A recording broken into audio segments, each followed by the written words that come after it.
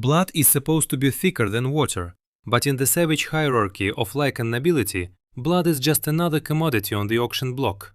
Cora Sterling was bartered away for a silver mine and a council seat. Her own sisters, consumed by greed, rotted through with jealousy, inked the contract that delivered her to the most vicious alpha in the Northern Territories. They believed they were shedding dead weight, tossing the family runt into a pit where no one would ever look. What none of them understood, what no living soul suspected, was that the silent, shattered girl they sold for table scraps was fated to wear the crown. She was the Alpha King's true mate. The Sterling estate had once been the beating heart of the Silver Pines pack, deep in the old forests of Oregon. Now it was rotting from the inside out. Grand mahogany walls blistered and peeled, the pack's treasury sat bone dry, and Silas Sterling had become a ghost haunting his own house. A slow, grinding illness had hollowed him of every shred of authority. Real power had migrated, quietly, irreversibly, into the manicured and merciless grip of his two eldest daughters, Beatrice and Fiona. Beatrice was tall, ice-blonde hair, a heart that could freeze a river mid-current. She carved a restless path across the length of the study, her heels striking the floorboards like a metronome counting down to something terrible. Fiona, younger but every bit as venomous, perched on the edge of their father's desk, dragging a nail file back and forth with the casual disinterest of someone who had already decided everyone else's fate. "The debt is due." Beatrice's voice cut through the heavy, dust-choked air like a blade through gauze. Silas coughed into a linen handkerchief. His chest rattled like something broken and loose inside. Fiona scoffed without looking up from her nails. Silas's voice shook. Beatrice stopped mid-stride. Her eyes locked on Fiona's. A dark, wordless understanding passed between them, the kind of look that seals a person's fate before a single word is spoken. "We give him Cora." On the other side of those heavy oak doors, 20-year-old Cora Sterling went rigid. A tray of bitter herbal tea trembled in her hands, brewed for a father who could barely lift the cup. Her worn cotton dress hung off her like a burial shroud, practically swallowing her thin frame. Cora was the fracture in the Sterling bloodline. 20 years old, and she had never shifted. Not once.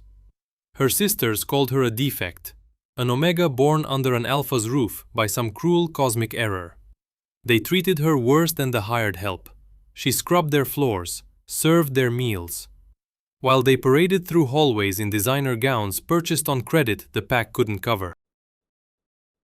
"Cora!" Silas's rasp cracked with genuine shock, cutting through his own exhaustion.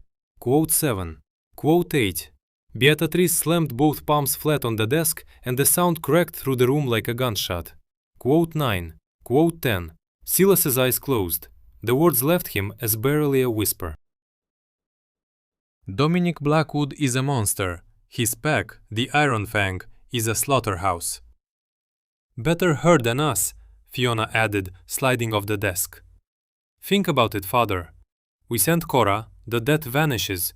Silver Pine survives. Beatrice and I secure proper mates from wealthy packs in California. We rebuild. If you refuse, Blackwood slaughters us all anyway. What is one defective girl weighed against the survival of an entire pack?" Behind that door, a single tear broke free from Cora's eye. It struck the wooden tray without a sound. She waited for her father to fight. She waited for the alpha of Silver Pines to rise, to snarl, to defend his youngest blood. What came instead was silence. Long, suffocating, final. Silas whispered. His voice cracked like dry bone. Cora didn't scream. She didn't throw herself through that door to beg. Years of emotional abuse had carved one lesson deep into her marrow. Pleading with this family was like howling into a grave. No echo ever returned. Numb, she placed the tray on a side table and turned. Her feet carried her down the grand staircase toward the servants' quarters. She needed to pack. She needed to run. But Beatrice was already ahead of her. By the time Cora reached her cramped attic room, heavy combat boots hammered the stairs behind her. 3 burly enforcers from the Sterling Guard filled her doorway, men who had known Cora since she was an infant. Their faces were stone. Whatever pity once lived there had been stripped clean. "Sorry, Miss Cora," the lead enforcer muttered, a scarred wolf named Harrison. His jaw tight, his gaze somewhere past her shoulder. "Orders from Beatrice. You're to be escorted to the extraction point, immediately." "Please, Harrison!" Cora's voice barely held together. She backed away until her spine met the cold glass of her single window. Harrison looked away. He signaled the other two. They seized Cora by both arms. She kicked, she thrashed. They dragged her from the room like cargo, out the back door of the estate. Harsh gravel shredded the soles of her bare feet. Waiting by a convoy of black-armored SUVs, her sisters. Beatrice wore triumph like perfume. Fiona clutched a velvet folder containing the signed contract. And stepping from the lead vehicle, Dominic Blackwood himself. Massive, built like a fortress wall. A jagged scar carved the river from his temple to his jawline. His eyes, cold, dead gray, locked onto Cora the moment she was hurled into the dirt at his feet. _ quote _ 20 _ Dominic sneered. The steel toe of his boot nudged her trembling shoulder. He lifted his gaze to Beatrice, disgust twisting his mouth. "Quote 21, quote 22, she said smoothly, stepping forward without flinching. Quote 23. Quote, Dominic's smile spread, slow, cruel. He understood exactly what kind of humiliation was wrapped inside this offering. "Very well, a sterling washing my boots." His head tilted, savoring it. "I suppose there is poetry in that." He reached down and seized Cora by the hair, hauled her upright like a rag. She cried out. He didn't so much as blink. He flung her toward his men. Quote _ 26 _. The SUV doors cracked shut like a coffin lid. Darkness swallowed Cora whole, and the last image seared into her retinas. Beatrice and Fiona walking away, backs turned, shoulders loose, strolling toward their rotting mansion without a single glance behind them. They had sold their own blood for a few more months of borrowed comfort. The transaction was complete. The Iron Fang compound in Montana didn't resemble a pack settlement. It resembled a prison designed by someone who hated sunlight. Steel fences 12 feet high, crowned with coils of razor wire, encircled a brutalist wasteland of poured concrete and industrial smog belching from private refineries. A permanent gray haze hung over everything, the buildings, the ground, the faces. For the next 8 months, this concrete cage would be Cora's world. Dominic Blackwood wasted nothing, not time, not cruelty. The moment she arrived, her family name was stripped like a rank insignia torn from a disgraced officer's shoulder. They shoved a coarse gray uniform into her hands, rough fabric that scratched raw skin with every movement. The uniform of the lowest-ranking Omegas. Then they handed her to Greta. Greta was a vicious older woman who ran the domestic staff the way a warden runs a cell block. She took visible, almost physical pleasure in grinding the former sterling princess into dust.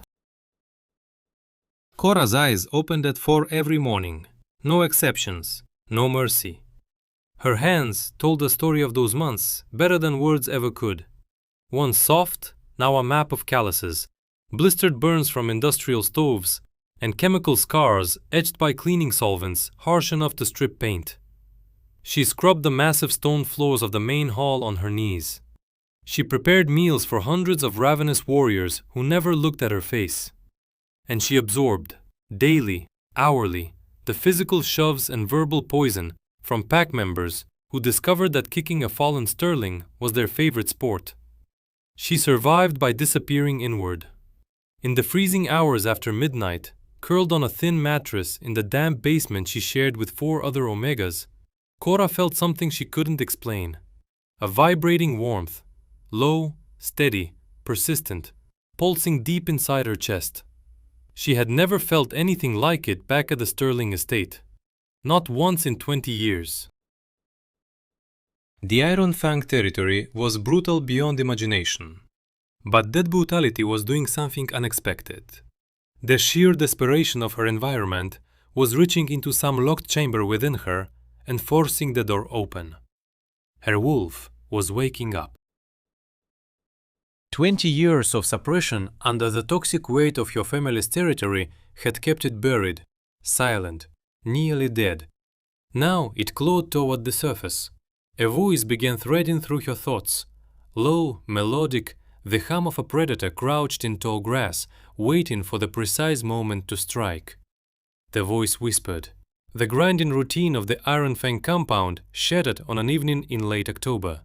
The entire pack erupted into frantic panic preparation. Cora was on her hands and knees in the grand dining hall, polishing the heavy oak legs of the Alpha stable, when Dominic's voice tore through the room. He was shouting at his better. Dominic roared, pacing like a caged animal. Cora's rag froze against the wood. Her breath caught. The Alpha King. King Caspian Reed of the Royal Obsidian Court. A name that hovered somewhere between legend and myth. He had ruled the entire North American lichen population for over a century. Ruthless toward corrupt alphas. An unmatched warrior who had single-handedly ended the lichen vampire border wars decades before most living wolves were born. But none of that was what made people whisper his name with a mixture of awe and dread. It was the curse. For 100 years, the Alpha King had searched for his true mate. Every high-born female presented to him, rejected. Every political match arranged, refused. His patience was a famous, thinning thread. And the king without a mate was not merely lonely, he was volatile. He was dangerous. He was a force without an anchor. 3 days won't buy us enough time to bury the rot, Garrett muttered, his gaze darting across the room. We bury what we can, Dominic snapped back. Dress the women in silk, scrub every bloodstain off the training grounds, and perform absolute, unquestioning loyalty. If King Caspian catches even a whiff of a reason to put me down, he will. Make sure every Omega is sealed in the cellars before the royal banquet begins. I won't have the king's stomach turned by a pack of half-starved runs skittering underfoot. Dominic's eyes dropped and locked onto Cora beneath the table. He crossed the room in 3 strides, seized her by the collar of her uniform, and dragged her out like a caught animal. __, quote _ 34, ___, Dominic hissed, his rancid breath flooring her face. Cora whispered. Her eyes never left the floor. He released her like something discarded, turned back to his beta, barked fresh orders. Cora scrambled to her bucket on hands and knees. She dipped her rack into the grey water, and something seized her from the inside. Heat erupted across her skin, not gradual, sudden, total. A blade of pain stabbed the base of her spine.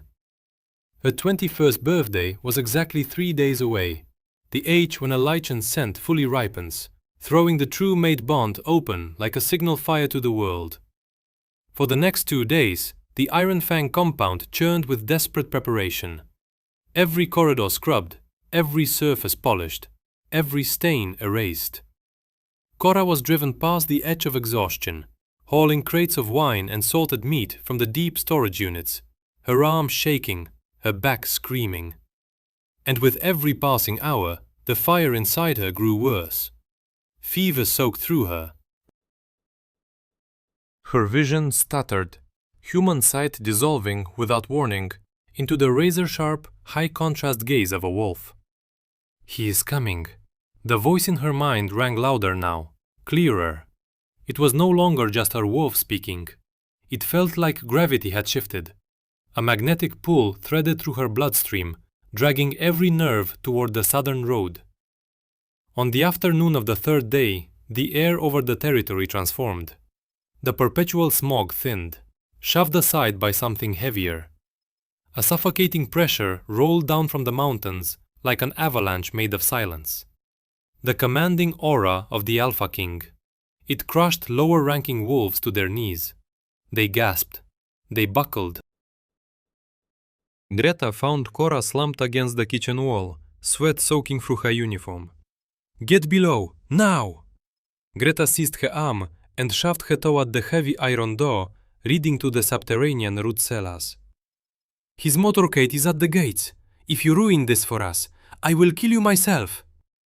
Cora had no strength left to resist. She stumbled down the stone steps into absolute blackness. The iron door crashed shut above her. Then, the definitive clack of a heavy padlock. Darkness swallowed her whole. Freezing, damp air closed around her skin. Crates of rotting potatoes and cured meats filled the space with a thick, sour stench. She curled into a ball on the dirt floor as agony ripped through her muscles. The first shift clawing its way to the surface. She was going to transform for the first time, alone, in the dark, locked in a cage. Above her, muffled but unmistakable, the heavy thud of tires on gravel. The roaring cheers of the Iron Fang pack rising like a wave. The king had arrived.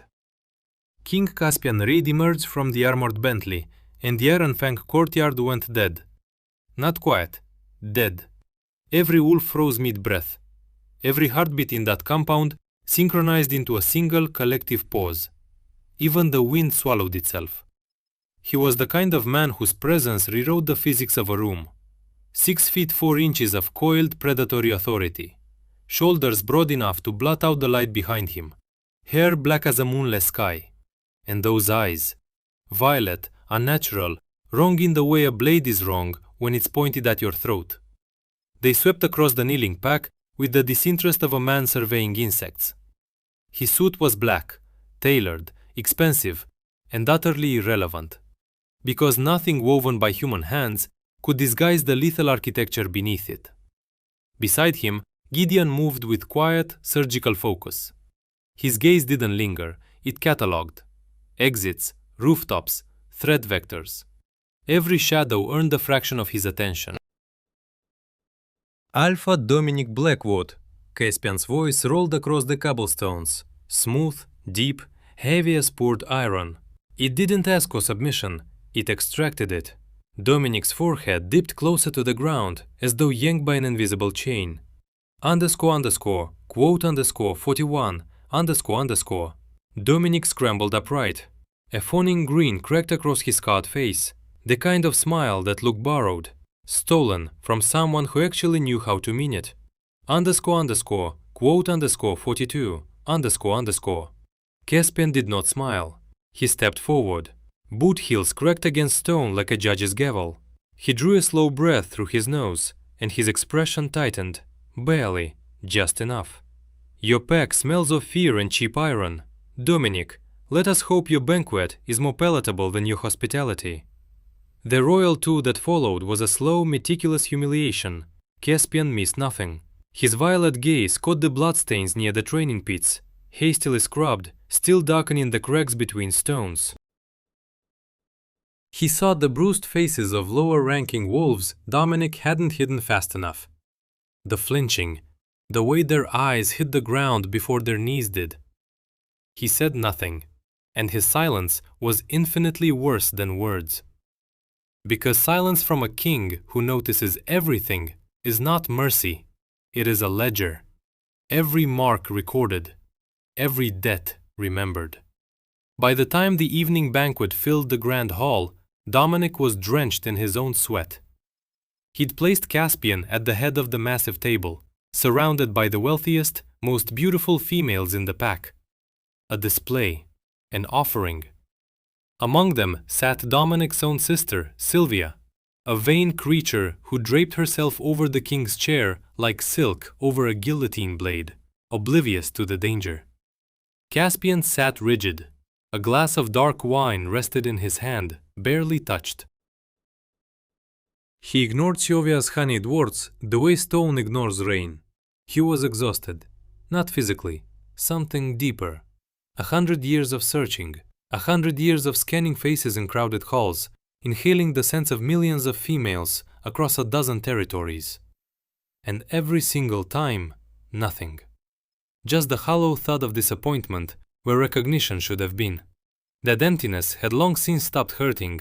It had calcified, hardened into something cold and furious, a rage so old it had its own heartbeat. His inner wolf, a massive black beast spoken of in whispers and legend, clawed at the walls of his mind, restless, ravenous, demanding a mate that Caspian had begun to believe the world simply did not contain. Quote 44 Sylvia purred. Leaning so close, her perfume hit him like a slap. Quote 45 Caspian turned his head. Slowly, the violet in his eyes deepened to something almost black. The temperature in the hall plummeted, 10 degrees, maybe more. Every wolf at that table felt it in their marrow. Sylvia's throat clicked as she swallowed. If you speak to me again, Caspian said, softly, almost tenderly, the way a man speaks before doing something irreversible, I will have your tongue removed. Sylvia went white. She lurched backward so hard her chair nearly toppled. The grand hall didn't just go quiet, it went airless. Conversation didn't stop, it ceased to exist. Dominic choked on his drink. Wine dribbled down his chin. His eyes bulged with naked terror. Caspian rose. The claustrophobia hit him like a wave, sudden, violent, suffocating. The fawning faces, the perfumed air, the desperate, pathetic hunger of wolves who wanted something from him. All of it pressing against his skull. He needed air. He needed distance. He needed to be anywhere these sycophantic creatures were not. His hands pressed flat against the table. He was about to excuse himself. And then something happened. A draft slithered beneath the heavy kitchen doors, and riding that current of air came a scent. Caspian went rigid. His heart, which had kept its bored, indifferent meter for 100 years, detonated against his ribs like a battering ram. The scent was faint, buried under roasted meat, cheap wine, and Sylvia's suffocating perfume. But it was there, and it was intoxicating.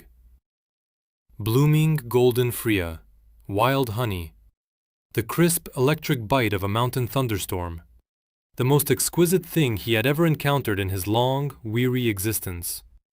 His inner wolf, dormant, brooding, half dead a heartbeat ago, hurled itself against the cage of his mind with a roar so savage it forced Caspian's eyes into a brilliant, glowing purple.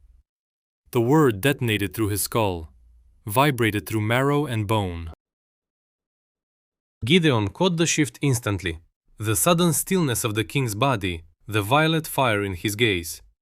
His hand dropped to the hilt of the silver blade at his waist, and he stepped forward. Caspian didn't answer. He vaulted the grand table. Plates shattered. Crystal goblets exploded against stone. Iron Fang Pack members screamed and crushed themselves against the walls in raw animal terror as the Alpha King moved toward the kitchen doors like a predator locked on a blood trail. Dominic scrambled after him, face drained of all color. "Your Majesty, please! The kitchens are filthy! You shouldn't—" Caspian didn't slow, didn't flinch. He drove his shoulder into the heavy swinging doors and blew them clean off their hinges with a crash that echoed through the entire hall. Kitchen staff shrieked, pots clattered to the floor. The towering king stormed into their domain like wrath given a body. Caspian's eyes closed. His chest heaved. He drew another breath, deep, deliberate. The scent was stronger here.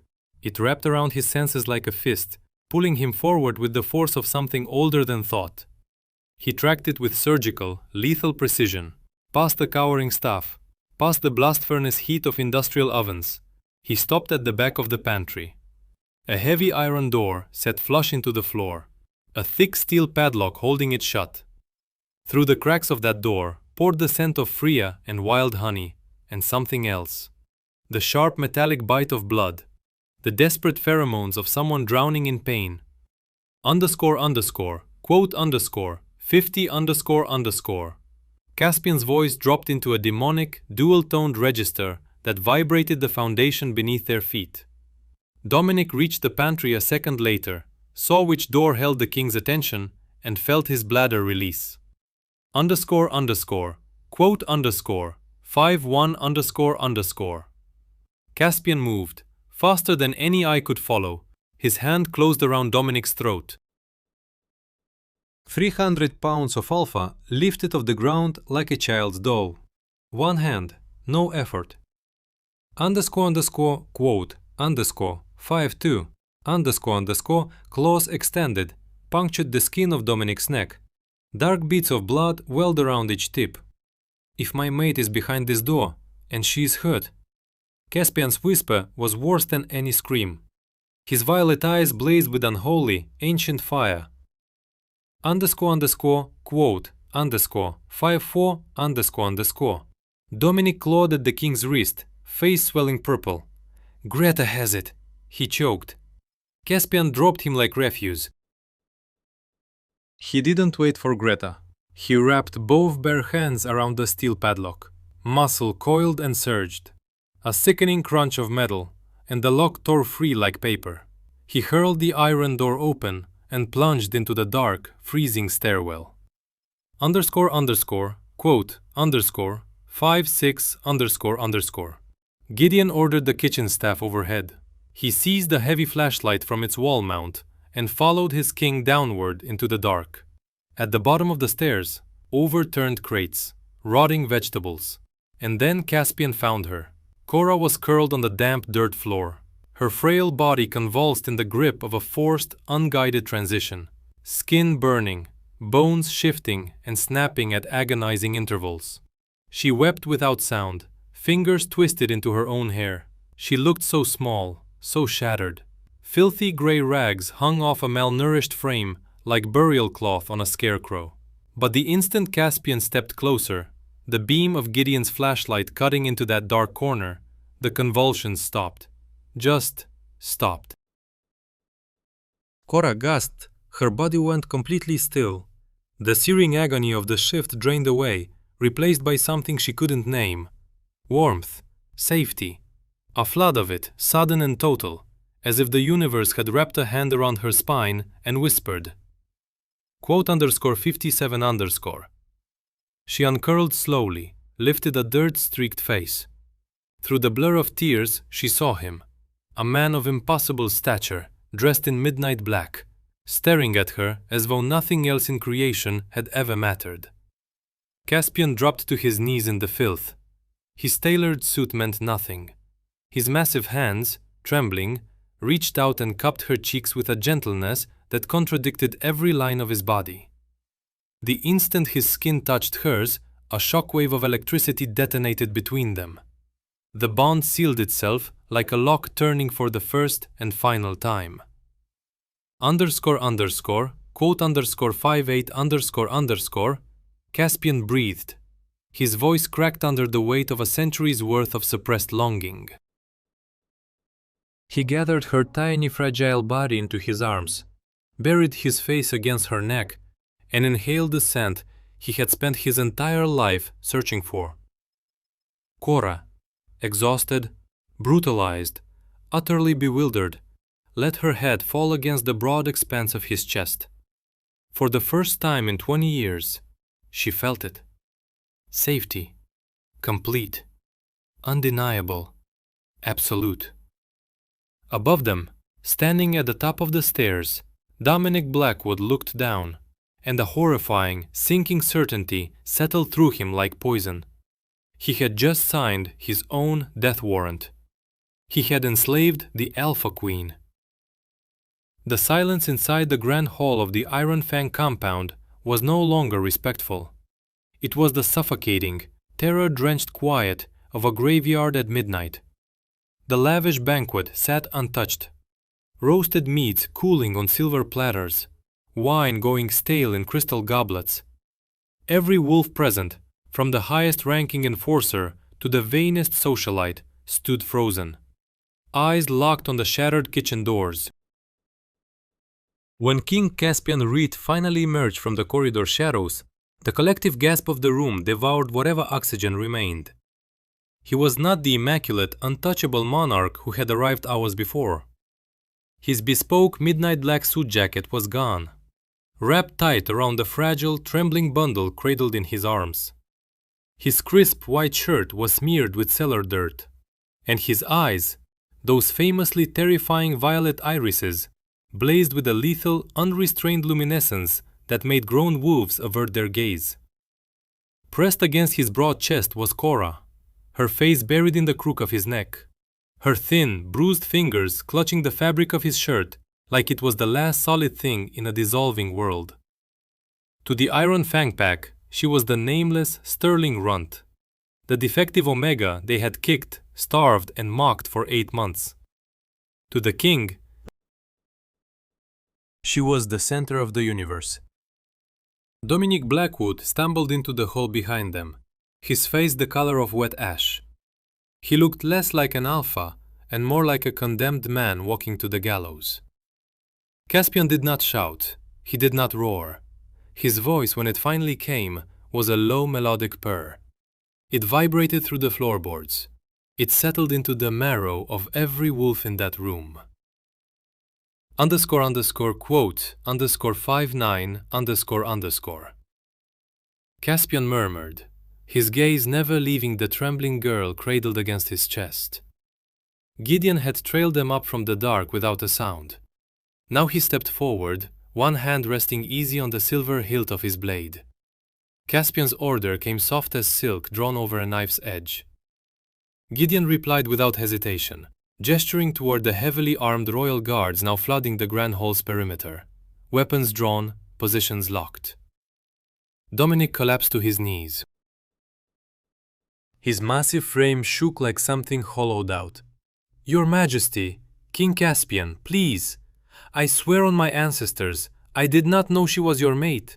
She was sold to me, by her own family. The Sterlings of Oregon sold her to settle a border debt. She's a defect and unshifted." Caspian moved with blinding speed.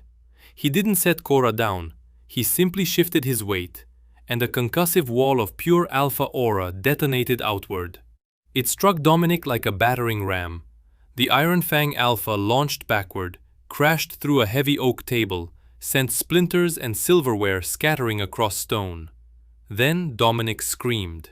The sheer atmospheric crush of the king's dominance flattened him against the floor and snapped his collarbone like a dry branch. Caspian walked toward the broken man, slow, deliberate. Cora whimpered against him, pressing closer, terrified by the violence rippling through the air. He felt her distress instantly. The aura pulled back like a tide retreating from shore. His expression softened. His hand found her tangled hair, stroking gently. "Shh, little one, you are safe," he whispered against her temple. "No one in this room will ever lay a hand on you again." Then those glowing eyes turned back to Dominic, cold as deep winter. "You chained my queen in a freezing, rat-infested cellar. You starved her. You walked her until her hands bled raw." "It was Greta," Dominic sobbed. A trembling, bloodied finger stabbed toward the kitchen staff huddled in the corner. Greta oversaw the Omegas. She held the key. Greta, the vicious head of the domestic staff, released a piercing shriek and bolted for the servants' exit. 3 steps, that was all she managed. 2 royal guards slammed her to the ground and locked heavy silver cuffs around her wrists. Caspian stared down at Dominic with a disgust so absolute it seemed to lower the temperature of the room. A pause. Caspian raised his free hand, addressing the terrified pack. A wail rose from Dominic's sister, Sylvia, but one sharp glare from Gideon killed the sound in her throat. "Furthermore," Caspian continued, his voice ringing like a funeral bell, "this territory falls under royal occupation. Any wolf who participated in the abuse of my mate will face the crown's justice." He let that sink into the silence. "Gideon, tear this place apart. Find the contract Dominic spoke of. I want every signature that sold my mate into slavery laid before my eyes." "Yes, Your Majesty," Gideon bowed. Caspian turned his back on the wreckage of the Iron Fang leadership. He looked down at Cora. Her tears finally spent, her body surrendering to unconsciousness. The interrupted transition and the flood of adrenaline had drained every last reserve she had. She was empty, hollowed out, done. "We are leaving." Caspian's voice left no room for debate. He carried her out of the grand hall, stepping over the threshold of her hell, and into the cool, crisp mountain air of the courtyard. Within minutes, the heavy thwack-thwack of a military-grade Sikorsky helicopter shattered the silence of the valley. Caspian boarded with Cora locked against his chest. The royal medics reached for her. He shut them down with a look. Nobody was touching her, not yet. As the helicopter lifted off, banking south toward the sanctuary of the Royal Obsidian Court in Colorado, Caspian gazed down at the shrinking Iron Fang compound. The immediate threat was dead, but a colder, blacker fury was already coiling behind his ribs. Dominic was only the buyer. The true architects of Cora's misery still breathed easy, nestled in the lush forests of Oregon. The Sterlings were going to learn, in vivid, unforgettable detail, the cost of selling their own blood. The Royal Obsidian Citadel was a marvel of modern architecture fused with ancient Lycan tradition. Tucked inside a heavily guarded private valley deep within the San Juan Mountains near Telluride, Colorado, the estate was a fortress of glass, black marble, and warm timber. It overlooked a pristine alpine lake that mirrored the peaks like polished obsidian. Cora woke up 3 days later. She didn't open her eyes right away. For 8 months, waking up meant the same cruel rhythm: the harsh glare of a bare bulb, the freezing dampness of the basement, Greta's steel-toed boot slamming into her mattress. But this morning, no freezing dampness, no bare bulb. She was lying on a mattress so soft it felt like a cloud, swallowed in thick downy comforters that smelled faintly of pine-rich parchment and that intoxicating scent, blooming freesia and wild honey. She opened one eye, cautiously. The room was enormous. Golden morning light poured through floor-to-ceiling windows. A fire crackled low in a massive stone hearth. "You're awake!" Cora flinched like she'd been struck. She scrambled backward until her spine cracked against the velvet headboard, yanking the covers to her chin. Her heart hammered against her ribs, a trapped bird throwing itself at a cage. Sitting in a leather armchair beside the bed was King Caspian. He had shed his formal suits. Dark trousers, a charcoal Henley that clung to his heavily muscled frame. He looked exhausted, bruised crescents beneath those violet eyes. But the instant he registered her panic, his hands came up slowly, palms open, empty, unarmed. Caspian said softly, his voice deliberately gentle, pitched low, non-threatening, careful as a man approaching a wounded animal. Cora stared at him. Her mind raced. She remembered the cellar, the agony of her bones shifting beneath her skin, the sudden overwhelming warmth when this giant of a man had pulled her from the dirt. He leaned forward slightly, resting his elbows on his knees. A pause. Cora swallowed hard. Her throat was sandpaper. The words came out rehearsed, because they had been, beaten into her over years. Underscore, her voice cracked. The ingrained trauma of her family's abuse surged to the surface like something poisonous breaking skin. They said the moon goddess cursed me. A storm of pure rage swept across Caspian's features. Fast, violent, gone in a heartbeat. Cora flinched, but he sealed his eyes shut, dragging one slow breath through clenched teeth to leash the beast clawing beneath his skin. When those eyes opened again, the fury had dissolved. What replaced it was something far more dangerous to the walls she'd spent a lifetime building. Tenderness. Raw, unguarded, devastating tenderness. "Your sisters are fools," Caspian said quietly, rising to his feet. He crossed to a silver tray on the side table, poured a glass of fresh water, and carried it back. He didn't press it into her hands. He set it on the nightstand, close enough to reach, easy enough to refuse. He paused. He let that land. Cora stared at the glass of water. The words circled her skull like birds that couldn't find a place to land. Silver poisoning. Yes, Caspian gave a single nod. Layered on top of severe malnutrition, compounded by the psychological destruction your family inflicted year after year. Your wolf was buried deep, not hiding, not absent, fighting, clawing just to keep your human body breathing. His voice dropped. But she is there, Cora. I felt her. A beat of silence. She is magnificent. Tears burned behind her eyes. Every day of her life, the same refrain. Worthless, broken. A stain smeared across the proud sterling name. And now, the most powerful lycan on earth stood before her, watching her like she was something sacred. Why me? The whisper barely escaped. A single tear traced a line down her cheek. Caspian lowered himself to the edge of the bed. Careful, deliberate, keeping enough distance that she never felt cornered. He lifted one large warm hand and brushed the tear away with his fingertips. The mate bond crackled where skin met skin, a spark that raced through nerve endings and settled deep in the base of her spine. Because the moon goddess knew I needed a queen with a heart strong enough to survive the dark, he murmured, and because she knew you needed a sanctuary. His gaze held hers without blinking. You will never scrub another floor, Cora. You will never go cold, never go hungry, never be frightened again. That is my vow to you. 2 weeks reshaped the royal obsidian citadel around its new queen. Caspian moved with infinite patience. He didn't push. He let Cora set every boundary, content to sit beside her near the fire, read aloud in the cavernous library, or walk with her along the stony shore of the alpine lake while wind carried the scent of pine across the water. Under Dr. Croft's watchful care and nourished by the nutrient-dense meals flowing from the royal kitchens, Cora's wrecked body began to knit itself back together.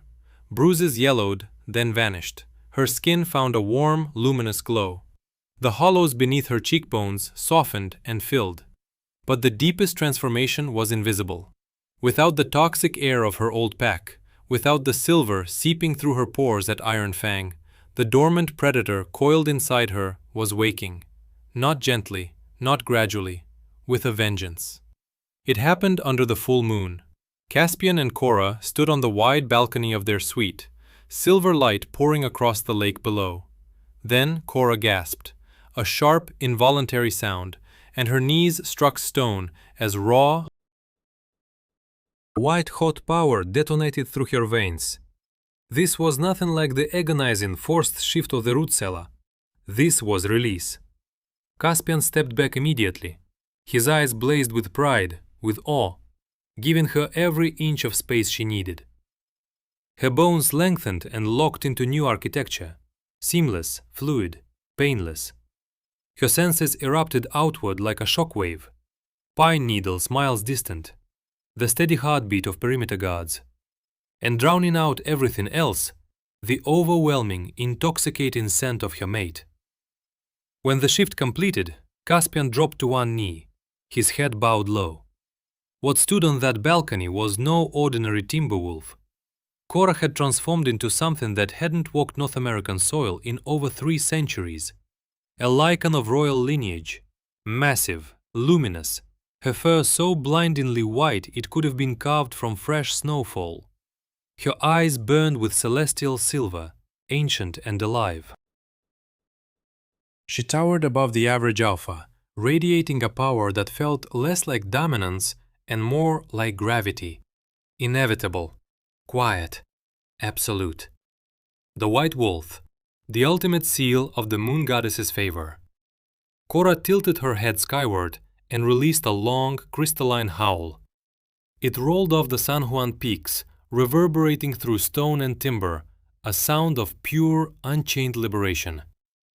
From the darkened interior of the suite, another shape emerged. Caspian's wolf, a midnight black nightmare the size of a grizzly, all muscle and menace, padded onto the balcony. But he did not challenge. He did not posture. He approached submissively, pressing his enormous head beneath her chin, acknowledging his queen. While this awakening unfolded high in the Colorado mountains, a very different scene played out 2 states away. In Oregon, inside the rotting manor of the Silver Pines Pack, Beatrice Sterling tore open an envelope stamped with the heavy black wax seal of the Obsidian Court. Across the room, Fiona lounged on the sofa, cheap champagne in hand, watching her sister with hungry eyes. "Well," Fiona pressed, "what does it say? We've all heard the rumors about Dominic Blackwood. Is the king demanding our heads for the border skirmishes?" Beatrice's gaze moved across the thick parchment. Slowly, deliberately, a smirk carved itself across her cold features. She breathed. Her eyes glittered with raw greed. Fiona shot upright. Beatrice waved the letter dismissively. Crystal clinked against crystal. Laughter echoed through the dusty, hollow study. Neither sister had the faintest suspicion that the queen they were so desperate to meet was the very one they had sold for scrap. Over the following 4 weeks, the Obsidian Citadel became a forge. Cora was no longer the shattered, terrified girl who'd been dragged from her father's house. Under King Caspian's fiercely protective guidance and the relentless tactical instruction of Beta Gideon and lead warrior Penelope, she stepped into her birthright. Her white wolf was more than symbolism. It was the physical manifestation of an ancient, dominant bloodline that had slept within the Sterling line for generations, waiting. Cora learned to wield her aura, a presence so calm yet so overwhelmingly sovereign that even the most battle-hardened royal guards instinctively bared their necks when she crossed the training grounds. Caspian watched this transformation unfold with something between awe and possessive pride. He draped her in the world's finest luxuries. Silks spun in Milan, diamonds pulled from the deep earth. But the most valuable thing he offered her was agency. For the first time in Cora Sterling's life, her voice carried weight. She held her place at his side through every council session, her mind razor-edged, untouched by the bloated pride that poisoned most alpha heirs. When she spoke, ancient warlords paused. They listened. They nodded with a respect they rarely offered anyone under 60. But behind closed doors, Caspian was building something else entirely. A masterwork of ruin, assembled with surgical patience. "The invitations have been received, Your Majesty," Gideon reported one evening, standing at attention before the massive mahogany desk in Caspian's study. Firelight crawled across the walls. Cora sat folded into a leather wingback chair near the hearth, turning the brittle pages of a leather-bound history of the Northern Pax. Caspian released a low, joyless laugh. His violet eyes caught the flame and threw it back sharper. He paused. Let the silence do its work. Cora's gaze lifted from the page. A thread of anxiety cinched tight around her ribs at the sound of those names. Her family. But her white wolf surged beneath the skin instantly, flooding her bloodstream with a calm so cold it burned. She was not the hunted thing anymore. "Are you certain about this, Caspian?" she asked softly, setting the book aside. "A public tribunal at the coronation gala? It will cause a massive scandal across the territories." Caspian crossed the room in 3 strides. He knelt beside her chair, took her hands into his, pressed his lips to her knuckles, and when he looked up, the intensity in his gaze stole the oxygen from her lungs. "Scandal is exactly what I want, my queen." His voice dropped low, laced with iron. "They did not just abuse a pack member, they sold the Alpha Queen into slavery. If I simply send in forces to execute them in the woods of Oregon, they become martyrs, whispered names, sympathetic ghosts." His jaw tightened. "I want their reputation pulverized. I want their names scraped from the high society they covet so desperately. They will be an example to every alpha on this continent." 1 week later, the royal coronation gala commenced. The Obsidian Citadel had been transformed into something that barely belonged to the physical world. Thousands of candles hovered above the grand ballroom. Suspended by craft or engineering, it didn't matter, their light spilling across black marble floors, polished to a mirror shine. Cascading waterfalls bordered the dance floor, their mist catching candlelight like scattered diamonds. The air smelled of white orchids and old power. Alphas, betas and high-ranking dignitaries from across North America arrived in fleets of luxury vehicles. They dripped with jewels and political ambition in equal measure. Among them, the Sterlings. Beatrice wore a plunging emerald green gown. Purchased entirely on a high-interest loan she had taken out specifically for this night. Every stitch was borrowed time. Fiona swept in beside her, sheathed in crimson silk, her eyes already moving, darting greedily across the room, cataloging the wealth of every unmated alpha within range. Silas trailed behind them both. Frail, hollow, his weight sagging into a silver-tipped cane with every step. Beatrice hissed, slapping his arm with practiced discretion as they handed their coats to a liveried servant. Fiona snatched 2 flutes of vintage champagne from a passing tray. Beatrice snapped. Her voice was a whip-crack wrapped in silk. __, quote, _121, __. The ballroom thrummed with electric anticipation. For weeks, rumors had spiraled through every territory about the king's new mate. Some claimed she was a fierce warrior from the European covens. Others whispered she descended from the moon goddess herself. No one knew her name. No soul in that room had glimpsed her face. Then, midnight. A gong struck, deep and ancient, its vibration rolling through the ballroom like a tremor beneath stone. The music died mid-note. Every whispered conversation collapsed into nothing. The air itself changed, thickened, pressed down on lungs and shoulders with the suffocating weight of an Alpha King's aura. The crowd split apart like flesh parting before a blade. King Caspian Reed stepped onto the grand balcony above the ballroom floor. Lethal elegance given a body, a tailored pitch-black military tunic, the silver crest of the obsidian crown gleaming at his chest. The raw power pouring off him was physical, gravitational, and every wolf below buckled, heads dropping in involuntary submission. Quote, 122, __. His voice filled the vaulted ceilings without amplification, bouncing off marble and crystal and bone. Quote, 123, __. Thousands of lungs inhaled at once, a white lichen, the myth given flesh and breath. From the darkness behind Caspian, she materialized. Cora stepped into the cascading brilliance of the grand chandeliers, a vision that stopped hearts. A custom gown of flowing white silk and silver thread shimmered against her skin like liquid moonlight poured from the heavens. A delicate crown, intertwined silver branches studded with diamonds, rested among waves of raven hair. But the gown was not what seized command of every wolf in that room. It was her aura. Her spine, forged iron. Her chin, elevated, unyielding.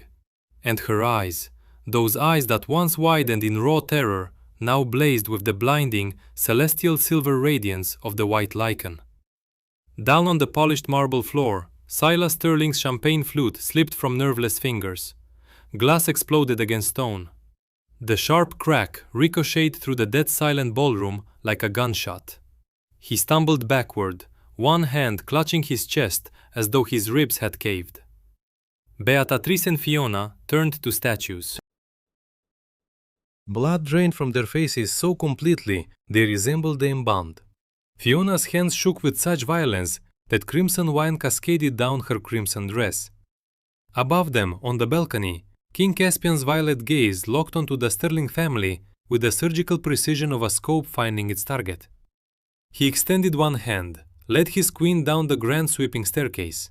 Each step they descended, the crowd pulled further apart, instinctive, primal, until the 3 Sterlings stood utterly exposed. Isolated in the center of the floor, like accused in an arena. Silas Sterling. Caspian's voice shed every trace of warmth.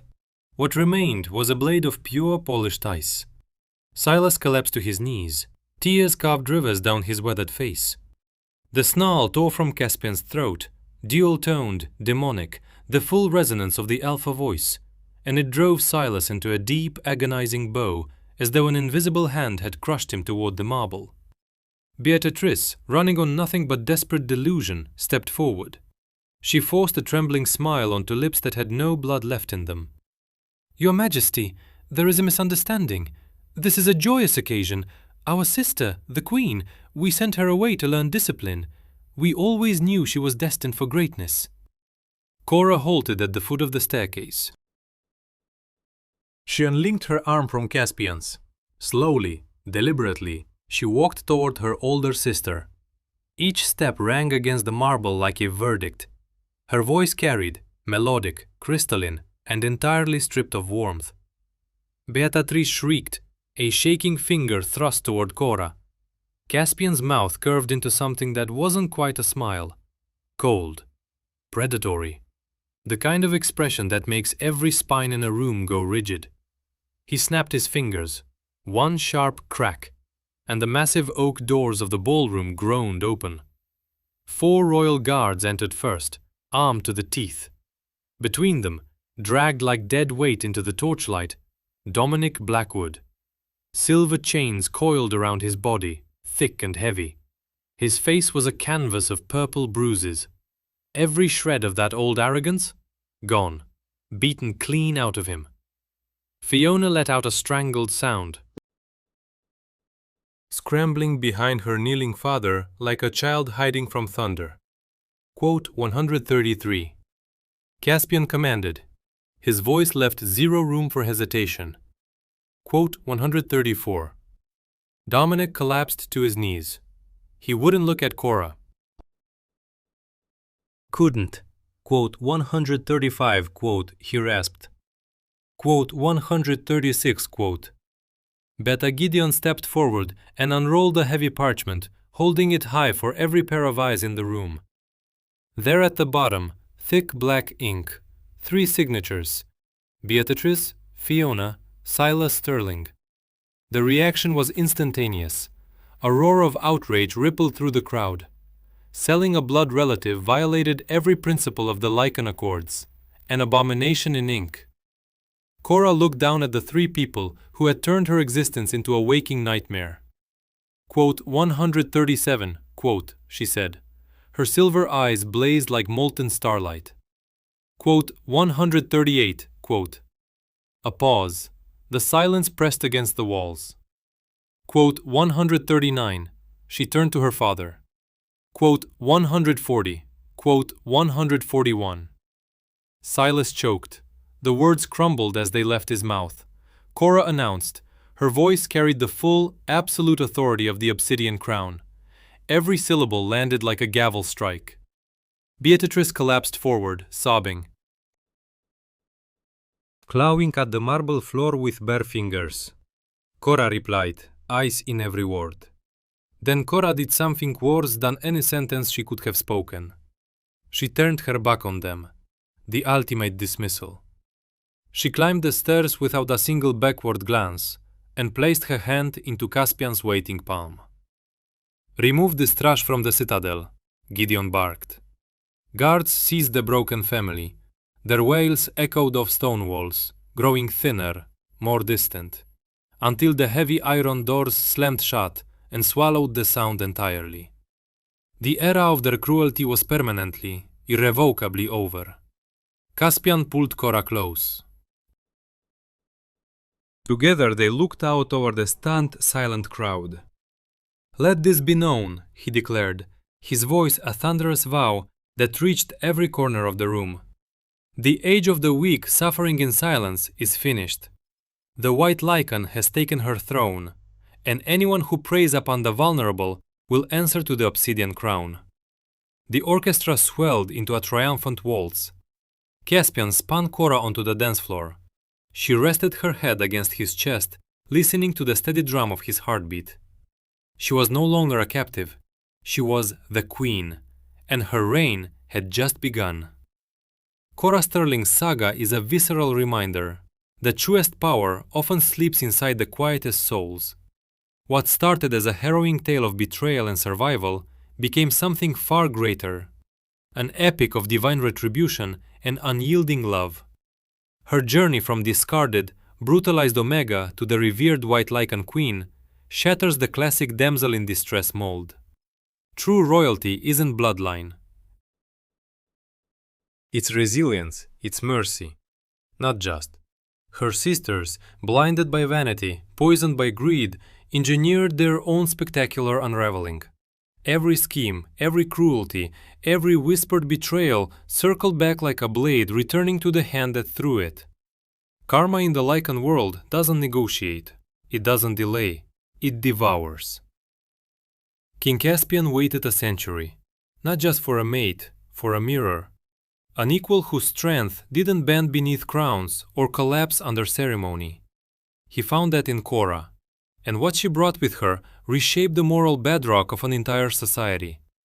The shadows they cast over her, every one of them, were supposed to break her, snuff her out, erase whatever small flame still flickered behind those quiet eyes. Instead, those shadows did the only thing darkness can do when it meets something truly luminous. They sharpened her light until it was blinding.